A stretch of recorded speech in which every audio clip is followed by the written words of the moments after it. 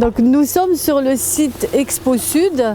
Donc ce site, il a quand même un statut particulier parce qu'il y a un projet d'envergure qui se fait donc juste à proximité, et donc peut-être que l'enjeu pour ce site, ça serait aussi la question du tourisme événementiel, de l'offre d'autres services que seulement le commerce qui est aujourd'hui.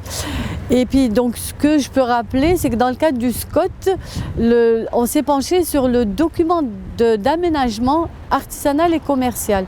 Et dans ce document, en fait, le choix a été de poser l'enjeu d'abord de l'achat exceptionnel et l'achat du quotidien.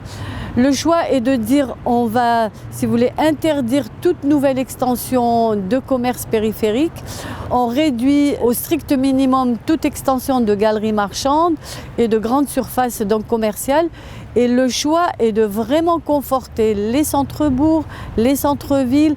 Donc l'enjeu, c'est conforter une centralité de la métropole des proximités, proche des transports en commun et proche donc de tous les services et des lieux de vie.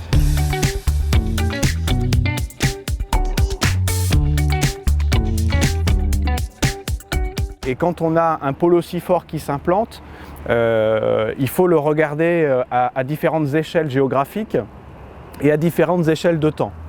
On a notamment une dimension de proximité qui est à prendre en compte immédiatement.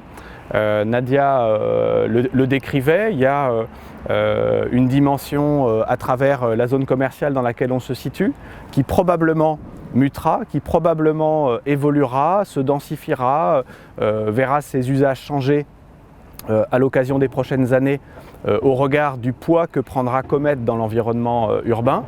Il y a aussi des dimensions architecturales et paysagères qui sont évidentes. Quand on regarde le dimensionnement de cet ouvrage, le contexte paysager, on est dans le Val-de-Loire, on est près du Loiret également, donc des enjeux paysagers qui sont absolument prégnants. Et puis donc toute une dynamique foncière de proximité qui risque de s'organiser avec déjà des projets immobiliers qui vont saisir l'opportunité de s'installer au pied de Comet.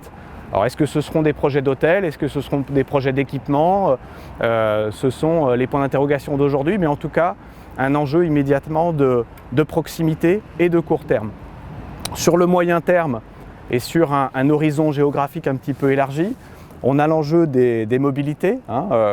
Cet équipement vient conforter un pôle et on a vocation à prolonger notamment la question des circulations douces, la circulation des transports en commun, et à être très attentif à ce maillage fin maintenant qui va irriguer le territoire jusqu'à Comet pour rendre véritablement cet équipement et son environnement très intégrés dans le tissu urbain environnant.